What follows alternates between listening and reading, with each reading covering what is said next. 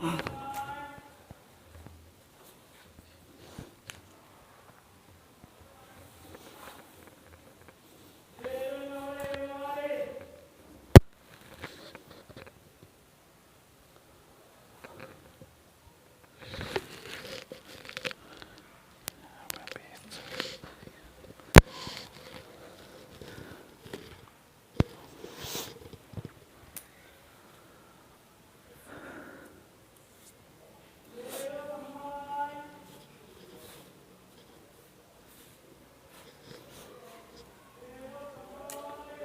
बच्चों, class 10th exercise 6.4 का question number 7 करेंगे। इसके पहले बच्चों क्वेश्चन नंबर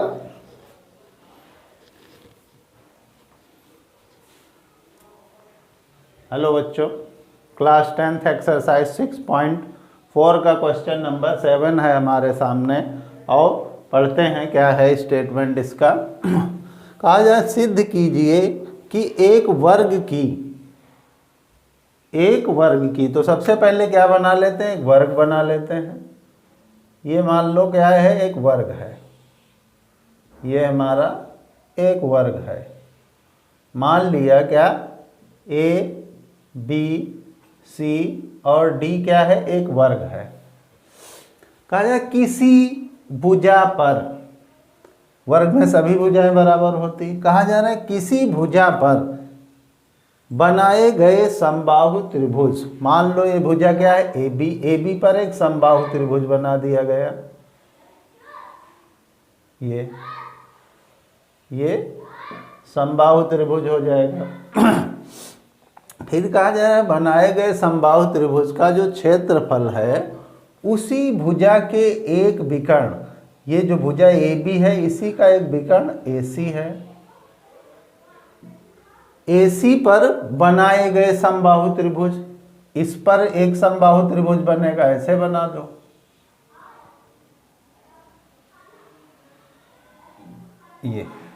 ये भी क्या है, समबाहु त्रिभुज, इसका नाम दे दो E, इसका नाम दे दो F। ये भी क्या बन गया, हमारा समबाहु त्रिभुज बन गया। अब समबाहु त्रिभुज में बच्चों क्या होता है, सभी भुजाएं बराबर होती हैं और प्रत्येक कोण क्या होता है, 60 डिग्री का होता है। अगर मान लो हम वर्ग की ये भुजा A है तो ये भी A होगी, ये भी A होगी, ये भी A होगी। अब इस समबाहु त्रिभुज की ये भुजा A है तो ये भी A ही होगी, ये भी A ही होगी। लेकिन इसके विकर्ण में है तो ये हमें जो विकर्ण की लंबाई होगी वही ये होगी, वही ये होगी, तो हमें विकर्ण निकालना पड़ेगा। फिगर, अब बच्चों इसकी थ्योरी लिखना हो तो लिख सकते हो, नहीं डायग्राम देख के ही समझ जाना चाहिए। लेकिन कुछ टीचर होते हैं वो अलग किस्म के, उनको कैसे बना इसकी थ्योरी चाहिए, तो और लिख के दिखा देता हूँ। तो बच्चों क्या करना है, पहले लिख लेते हैं। क्या लिखेंगे, हमें निकालना क्या है, वो पहले माना है वो लिख लेते हैं। माना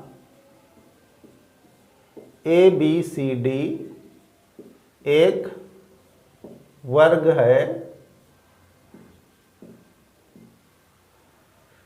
जिसकी भुजा AB तथा विकर्ण AC, विकर्ण AC और भुजा AB है, जिस पर क्या है, दो समबाहु त्रिभुज हैं, जिस पर दो समबाहु त्रिभुज कौन से हैं, EAD ले लेते हैं। कौन से त्रिभुज हैं, EAB और FAC। क्या है, FAC हैं। ये हमने लिख लिया कैसे बना। और मान लेते हैं, माना वर्ग की भुजा बराबर ए इकाई मान लिया, ए इकाई मान लिया। तो समबाहु त्रिभुज इसकी भी भुजा ए ई ही होगी, क्योंकि ये इसी पे बना है। लिखना चाहो तो आप लिख सकते हो। अब बच्चों जरा देखिए, हमें निकालना क्या है वो लिख लेते हैं। सिद्ध करना है, बहुत आसान समस्या है बच्चों। सिद्ध करना है, कहा जा रहा है समबाहु त्रिभुज के क्षेत्रफल का आधा होता है। क्या लिखा? उसी भुजा के विकर्ण पर जो समबाहु त्रिभुज बना है उसका आधा होता है। तो कैसे लिखेंगे? त्रिभुज ए, पहले लिख लो त्रिभुज ई ए बी, ई पहले ए बी, एरिया का क्षेत्रफल बराबर हमें सिद्ध करना है कि हाफ ऑफ त्रिभुज F A C, F A C का क्षेत्रफल। क्षेत्रफल को क्या कहते हैं? एरिया। तो एरिया लिख सकते हो, या इसको नीचे आप ला सकते हो। कैसे? क्षेत्रफल को क्या कहते हैं? एरिया। तो एरिया लिख लो, थोड़ा छोटा लगेगा। तो एरिया ऑफ ट्राइंगल कौन सा है? ई ए बी अपॉन ये इधर है तो इधर नीचे आएगा, डिवाइड में आ जाएगा। एरिया ऑफ ट्राइंगल, ये ट्राइंगल है, बना देता हूँ, ये ट्राइंगल है बच्चों। तो एरिया ऑफ ट्राइंगल क्या हो जाएगा? एफ ए सी बराबर, अब इधर क्या बचेगा? 1/2। ये चीज़ हमें क्या करना है? प्रूव करना है। तो बच्चों पता होगा कि समबाहु त्रिभुज का क्षेत्रफल होता क्या है? उत्पत्ति में लिख लो, समबाहु त्रिभुज, समबाहु त्रिभुज का क्षेत्रफल क्या होता है? भुजा स्क्वायर अंडर रूट 3/4, रूट 3/4 या रूट 3/4 साइड स्क्वायर लिख सकते हो, ऐसे भी लिखा जाता है, या इसको पहले लिख सको, बात वही पड़ती। तो अब बच्चों जरा, ये तो फार्मूला हो गया हमारा समबाहु त्रिभुज का।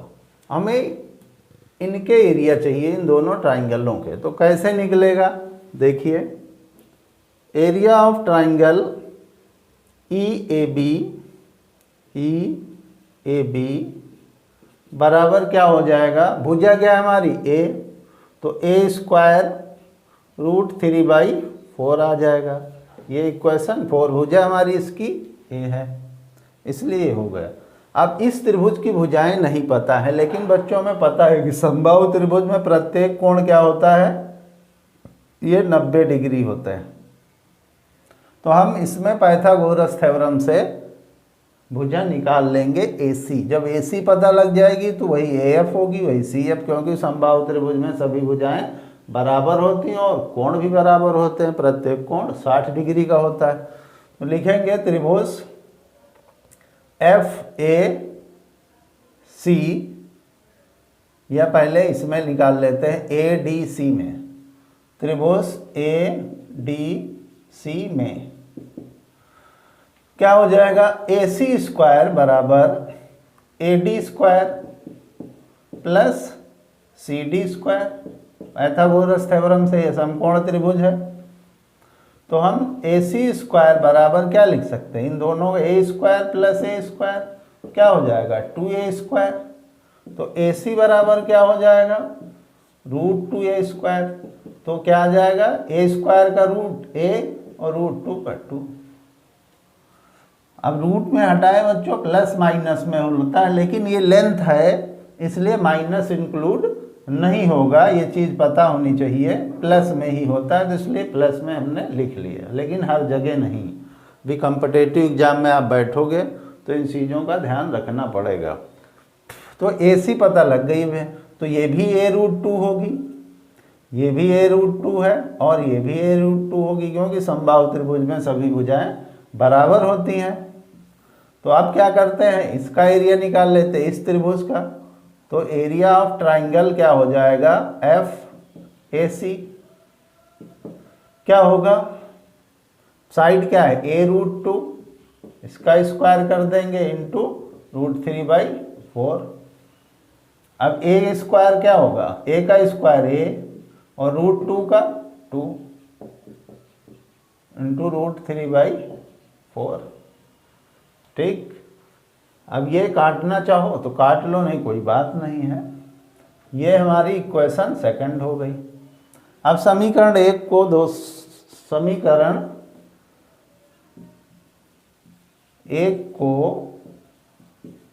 समीकरण 2 से भाग देने पर, अब भाग दे देंगे। अब भाग देंगे तो √3/3 अभी कैंसिल हो जाएगा।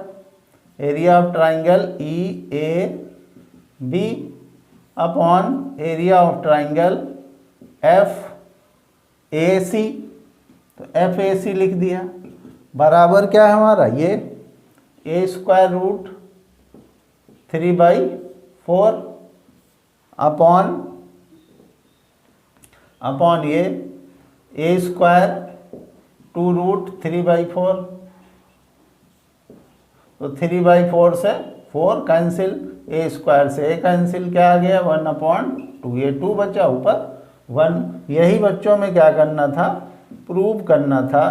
तो वो आसान क्वेश्चन है, थोड़ा बताते बताते बड़ा हो गया। अगर सिर्फ करना होता तो आसान था, हो जाता। यही हमें क्या करना था, प्रूव्ड करना था।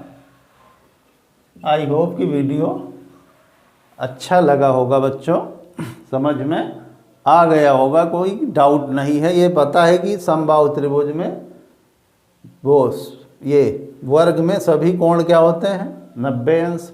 तो इससे हम लोगों ने पाइथागोरस थ्योरम से ये साइड निकाल ली है ट्राइंगल लेके। जब ये साइड पता हो जाएगी तो सभी साइडें बराबर होती है समबाहु त्रिभुज में, इसलिए ये √2 सारा आ जाएगा, इससे ये प्रूव हो जाएगा। ये बच्चों इतना लिखना स्टेटमेंट कोई उचित नहीं, आप डायग्राम भी बना सकते हो। कुछ टीचर होते हैं, कुछ गिने चुने, जो मार्क्स कट कर लेते हैं।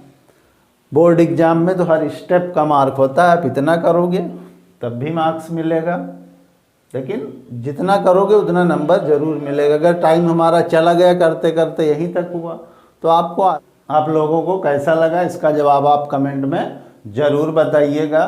बीच में थोड़ा फ़ोन आ गया था, इसलिए वीडियो में आपको कोई दिक्कत नहीं आएगी। वैसे ये बच्चों इम्पोर्टेंट है, 60% चांस है कि एग्ज़ाम में क्वेश्चन आ जाएगा, तो इसलिए इसे 1-2 बार प्रैक्टिस कर लेना।